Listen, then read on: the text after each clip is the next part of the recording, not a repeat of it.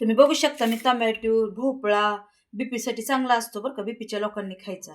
बघा हिरवी मिरची चिरून घेतली, बघा लसूण, सगळं लागणारं साहित्य तुम्ही बघू शकता. आता मी फोडणी देणार आहे त्याला. बारीक चिरून घ्यायचं बरं का, बटाट्याच्या भाजीसारखं एकदम पातळ. तापू द्या कडे. तुम्ही पाहू शकता तेल टाकत आहे, बघू शकता तेल तापत आहे.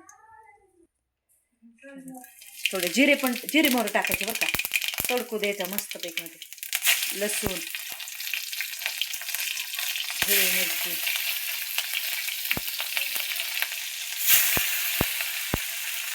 थोडी धना कोथिंबीर पण टाका बरं का थोडीशी.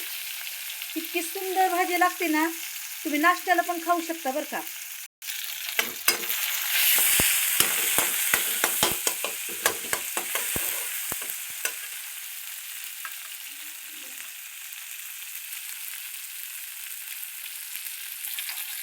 चवीपुरतं मीठ टाकायचं.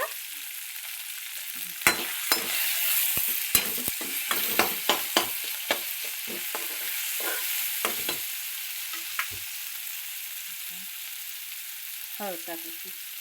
थोडं तुम्ही थोडासा मसाला नॉर्मल टाकू शकता, हिरवं करायची म्हणजे ते छान लागते.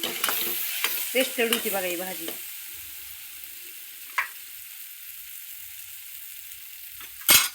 भोपळा टाकायचा.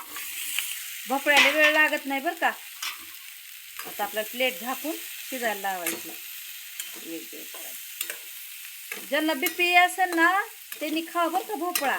कोणी पण खाऊ शकतो म्हणा भोपळा. खूप ती सिंपल आहे बघा भाजी, काय लय प्रकार नाही टाकायचे. आणि आपल्याला प्लेट झाकून ठेवायचं आहे. पाहू शकता कसं पाणी सुटलंय बघा. टोमॅटोचं पाणी सुटतं बरं का. थोडा गॅस वाढू शकता. आपल्याला ह्यात शेंगदाण्याचं कूट टाकायचं आहे. थोडंच टाकायचं बरं का शेंगदाण्याचं कूट, खूप सुंदर लागते बघा.